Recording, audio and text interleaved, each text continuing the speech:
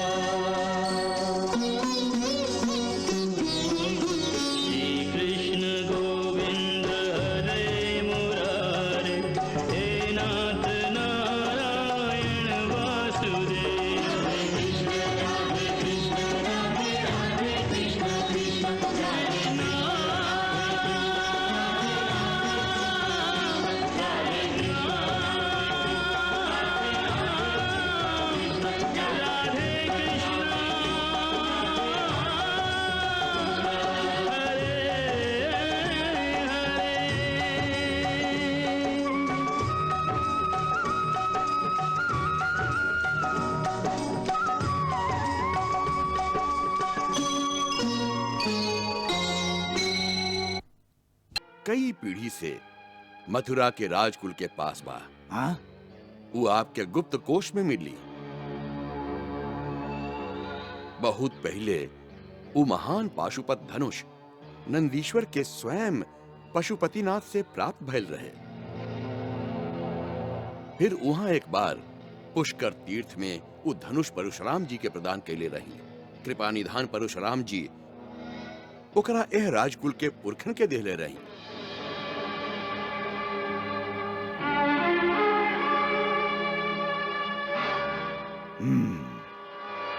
त्रिपुरारी वही धनुष के द्वारा त्रिपुरासुर के वध के लिए रही। राजन, ऐसन दूगो ही धनुष रहे। एगो त्रेता में राम के द्वारा तोड़ल गईल और एगो मथुरा के राजकुल के पास बा। यदि वो धनुष के पूजा निर्विघ्न कर सकी तो आपके कबो अनिष्ट ना होई। यदि शब्द के प्रयोग काहे कर रहल हैं आप? का ओकर पूजा निर्विघ्न होखे में आपके कोनो शंका बा? ना महाराज, काहे कि ये धनुष इतना कठोर बा कि महाबली शेषनाग, सूरज और कार्तिकेय भी ना झुका सकेलन। फिर भी का? गुरुदेव कहले रही कि यदि यज्ञ के बीच में ये धनुष टूट जाए तो यजमान के नाश हो जाए।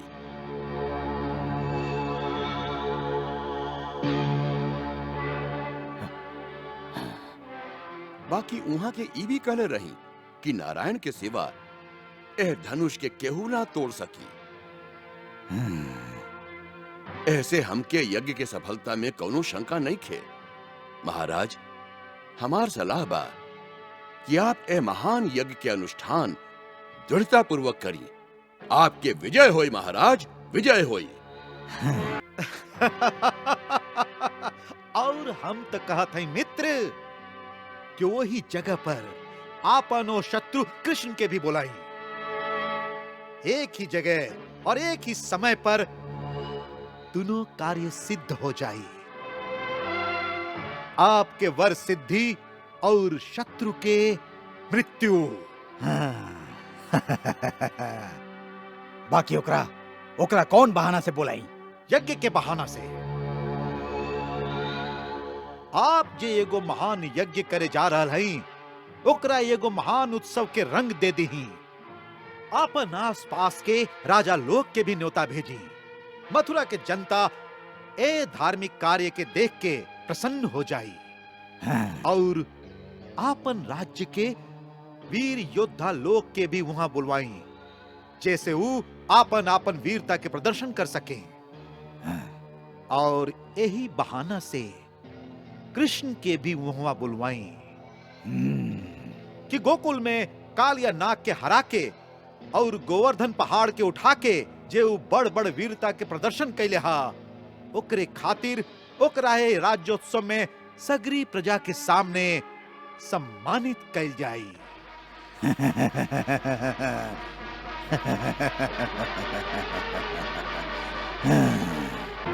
का चाल बा, का चाल बा। बस एक बारू हमारे चाल में स्वयं आ जाए तो उत्सव के द्वार पर ठाड़ आपके हाथी कवलिया पीड़ ओकरा कुचल दे।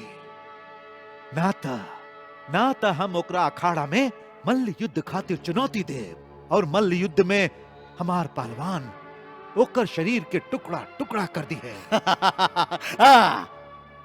ई भइल चाल। एक बार वो स्वयं हमरा सामने आ जाए तो हमार खड्ग के एक ही बार ओकर माथा के धड़ से अलग कर दे। बाकी बाकी वो हमार न्योता पर आई ना। न्योता ओकर ओरी से जाए जेकर बात ऊ टाल ना सके। मतलब वसुदेव और देवकी की ओरी से न्योता भेजी। देवकी? ना देवकी मर जाई, बाकी ऐसन कबो ना करी। वो तो अभी तक ही भी स्वीकार नहीं खे कैले कि वो ओकर बेटा है। ओकर माथा उड़ा दी ना, जनता भड़क जाई। ये चाल खतरनाक है, सब खेल बिगड़ जाई।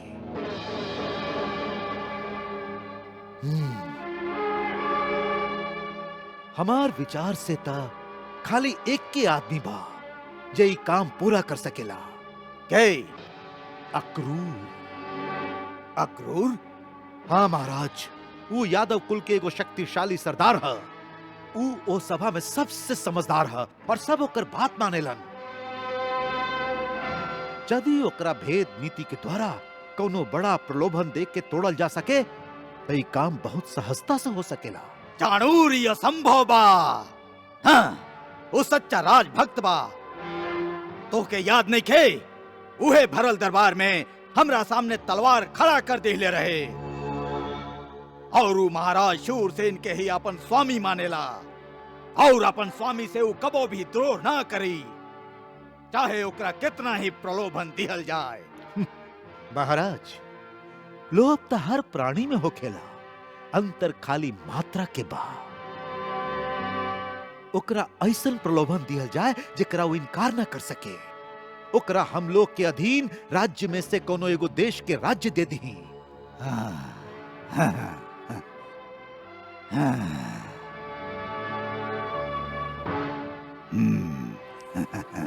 वो राजभक्त बा, बाकी अंधविश्वासी नहीं खे।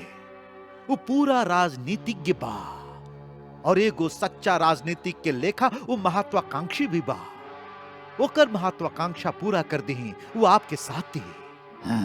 फिर ये काम बहुत सफलता से हो सकी, काहे कि सभे ओकर बात मानेलन। और हमार गुप्तचरण के सूचना के अनुसार कुछ दिन पहले ही वो गोकुल गए रहे, कृष्ण से मिले।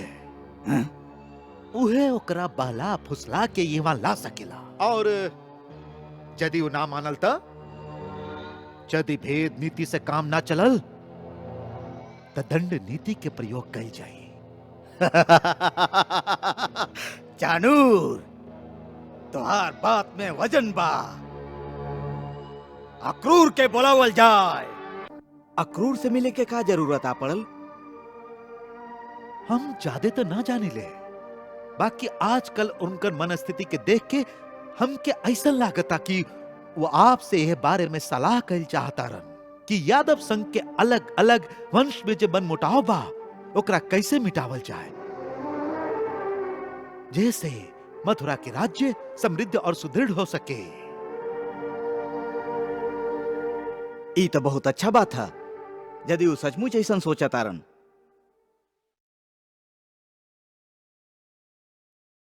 हम सचमुच यह चाहत हैं अक्रूर जी, वीरा जी।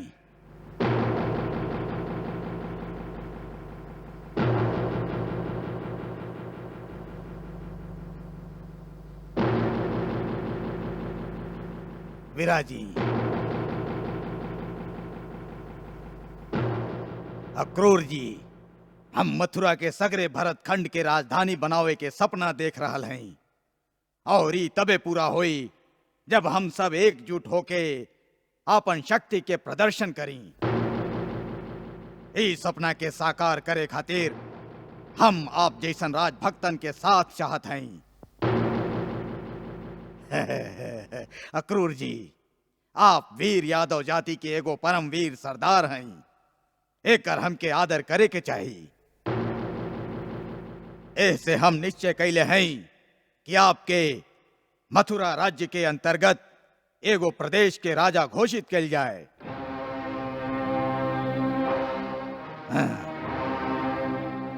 और ये घोषणा अगला महीना मथुरा में होए वाला महान उत्सव में हम स्वयं करब। उत्सव?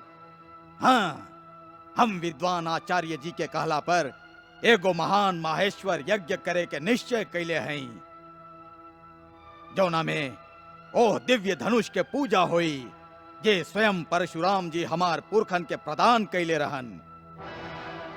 ओह उत्सव में देश विदेश के राजा लोग के निमंत्रित कैल जाई और उ लोगन के सामने हम आपके ओह प्रदेश के राजा घोषित करब।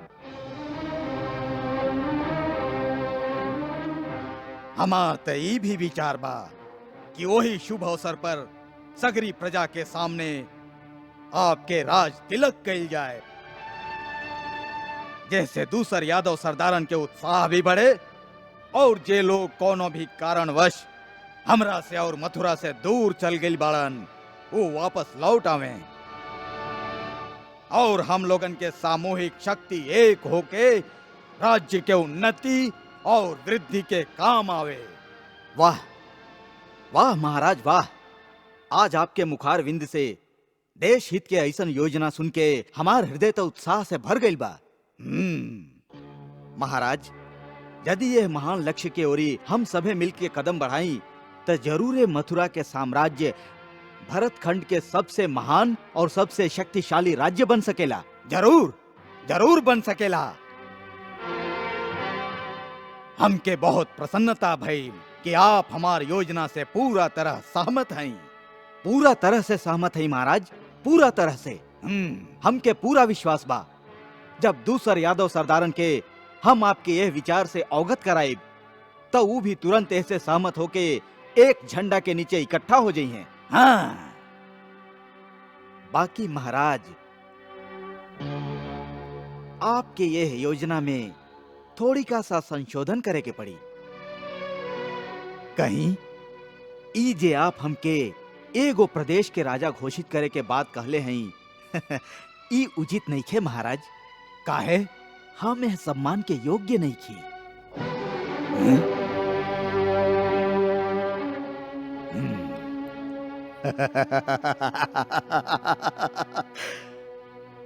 ई आपके विनम्रता बा क्रूर जी, ना तो आप जैसन राजभक्त खातिर बड़ से बड़ सम्मान भी कम बा। महाराज, आप हमके राजभक्त कहत हैं त राजभक्त के व्याख्या भी जानत हो खब कि एगो सच्चा राजभक्त ओकरे कहल जाला जे अपन जीवन में खाली एगो देश और खाली एगो राजा के वफादार रहे। और जहाँ तक हमार संबंध बा, हमार जीवन में हमार राजा त एक ही बाड़न, महाराज शूरसेन, और जीवन भर उहे हमार स्वामी रही हैं। एगो सच्चा सेवक के लेखा हमारी है धर्म बा। एकरे तो सच्चा राजभक्त कहल जाला। बाकी आप ही भी जानत हैं कि महाराज शूरसेन राज्य से विरक्त हो चुकल बाड़न। ऊ अपन महल के एगो मंदिर बना लेले बाड़न और स्वयं एगो सन्यासी के लेखा रहेलन। जिनका अपन पूजा पाठ से ही समय ना मिलेला, ऊ साम्राज्य के उन्नति के कठिन काम कैसे कर सकेलन? हाँ? ओकरा खातिर तो कोनो आप जैसन कर्मठ और वीर योद्धा के जरूरत बा। यदि महाराज शूरसेन भक्ति मार्ग में रम गई बाड़न तो उनका जगह पर उनकर बेटा कुमार वसुदेव ऊ हमार स्वामी बाड़न। ओ वीर भी बाड़न और कर्मठ भी। ऊ धर्म, कर्तव्य और राजनीति के पूरा तरह से समझेलन। जौन मेल मिलाप के आप बात कर रहल हई, ओह मेल मिलाप के नीति के ऊ हमेशा समर्थन कैले बाड़न। आप उन्हीं के तरफ मित्रता के हाथ बढ़ाई, यही में सबके कल्याण है। जरूर जरूर हम उनका ओरी मित्रता के हाथ बढ़ाई। हमके स्वयं उनका से कोनो शत्रुता नहीं खे। उनकर चरित्र के दृढ़ता के आदर भी करेनी। बाकी का? बाकी उनका हमरा बीच एगो कांटा बा, जहरीला कांटा, जे हर घड़ी हर समय हमके चुभत रहेला। यदि केहू कांटा के जड़ से उखाड़ के फेंक देवे तो हम उनका के खाली मित्रता ही ना बल्कि उनका मथुरा के युवराज भी घोषित कर सकत हई। अक्रूर जी, यदि आपके अपन स्वामी के हित सचमुच प्यारा बा तो ही काम आप भी कर सकत हई। हाँ, बस ओ कांटा के निकाल दही, वही क्षण आपके स्वामी के सगरे दुख दूर हो जाई। उनका कारागार से निकाल के युवराज के सिंहासन पर बैठावल जाई। अक्रूर जी, यदि आप उनका सचमुच अपन राजा मानी ले तो राजभक्ति के ई सुनहरा अवसर हम आपके प्रदान करत हई। एह सुनहरा अवसर के बहुत बहुत धन्यवाद महाराज। आप एगो बात ना बतैली कि ऊ जहरीला कांटा के बा जेकरा उखाड़े के शुभ काम आप हमके सौंपत हई।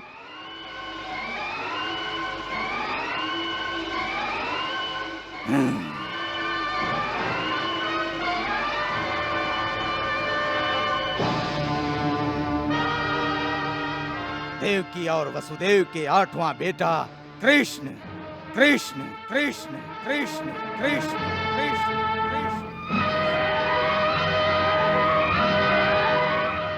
कृष्ण? कौन कृष्ण? देवी देवकी और वसुदेव के 8वां संतान ते एगो कन्या रहे ना ना, वो उनका 8वां संतान ना रहे। वो बाहर से ले आयल गए रहे। असल में उनका 8वां संतान एगो लड़का रहे जेकरा वासुदेव रातों रात नंद गोप के घरे छोड़ आयल रहन। ये कृष्ण हा। ई बात साच है। यह बात के आपके पास का प्रमाण है? देवर्षि नारद के वचन।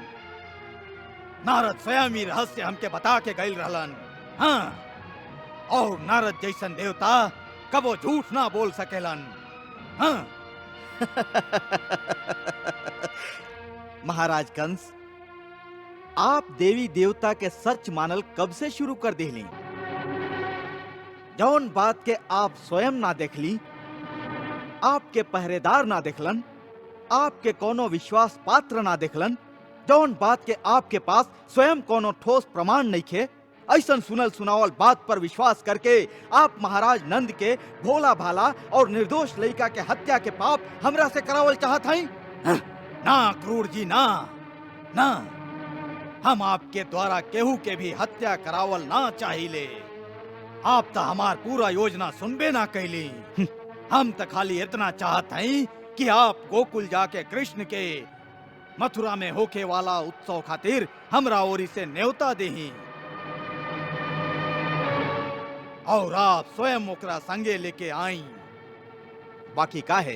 काहे कि ओ उत्सव में हम अपन राज्य के प्रमुख प्रमुख वीरन के सम्मान कैल चाहत हई और हम सुन ले हई कि लइका कालिया जैसन जहरीला नाग के अपन वीरता से परास्त करके जमुना से भगा दिले रहे। ऐसन वीर लइका के सगरी प्रजा के सामने हम सम्मान कैल चाहते हैं अक्रूर जी। ना महाराज कंस ना, आप सम्मान कैल ना चाहत हैं, बल्कि ए बहाना से ओकरा इहुआ बुलवा के ओकर हत्या करवावल चाहत हैं आप। ना अक्रूर जी, एकरा हत्या ना कहल जाला, बल्कि राजनीति के भाषा में एकरा शत्रु दमन कहल जाला। आप तो स्वयं राजनीतिज्ञ हैं, आप जानत हैं कि राजनीति में शत्रु के वध कैल ही धर्म है। इतिहास में शत्रु के वध करे वाला वीर कहावेला। जे वीर होखेला ऊ अपन बराबर के शत्रु के युद्ध भूमि में सामने आके ललकारेला, या ओकरा मारेला या स्वयं मर जाला, उहे वीर कहावेला। बाकी एगो छोट सा निरीह निर्दोष लइका के आप जैसन महान योद्धा धोखा से बुला के ओकर हत्या कैल चाहत हई, एकरा न त वीरता कहल जाला और ना ही कोनो नीति ओकर समर्थन करेले। अक्रूर जी, आपके ये दलील हमार कोनो काम के नहीं खे। हाँ, वो लइका बा या बड़ हमार शत्रु बा। आकाशवाणी के अनुसार वो हमार प्राण के संहारक बा। यही से नीति से या अनीति से कोनो भी तरह से ओकरा मारे के बा। ई महापाप बा, ई धर्म बा। जे आपके प्राण के शत्रु होके ओकरा मारल ही धर्म बा। एकरा आप धर्म कहत हई? हाँ, अपन प्राण के रक्षा कैल ही मनुष्य के सबसे बड़ धर्म बा। और ये धर्म के पालन करे खातिर हम आपसे सहायता मांग रहल हई। क्षमा करी महाराज, वीरता के जे व्याख्या आप कैले हई ओकरा से हम सहमत ना हो सकीले। एकरा ना तो हम धर्म मानिले और ना ही वीरता, और ऐसा जघन्य पाप में हम आपके साथ ना दे सकीले।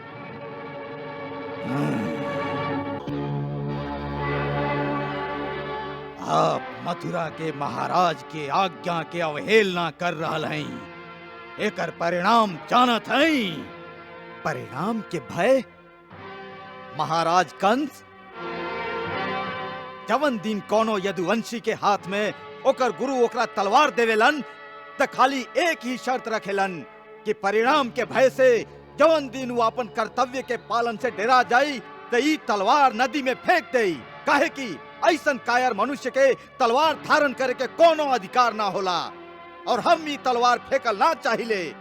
काहे कि हमार वीरता और हमार कर्म दोनों एह समय हमके यह कहता रे कि यदि वो लइका नंद गोप के ही बेटा है तो वो निर्दोष के हत्या कैल या करावल महापाप है, और ई महापाप हम कैल नहीं चाहत। यदि आपके बात ही साच है कि कृष्ण कुमार वसुदेव के 8वां बेटा है तो हमार कर्तव्य सीधा हो जाला। काहे कि कुमार वसुदेव ही हमार स्वामी बाड़न, और स्वामी के बेटा के रक्षा कैल हमार धर्म है। हमके आज्ञा दी महाराज। प्रणाम।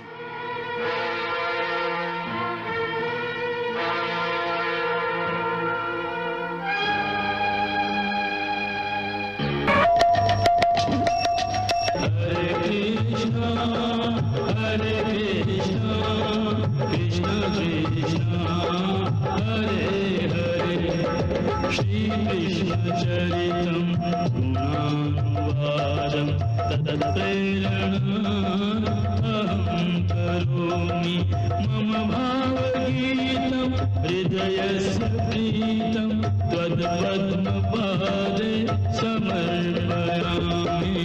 हरे राम राम राम हरे हरे, हरे कृष्ण कृष्ण कृष्ण हरे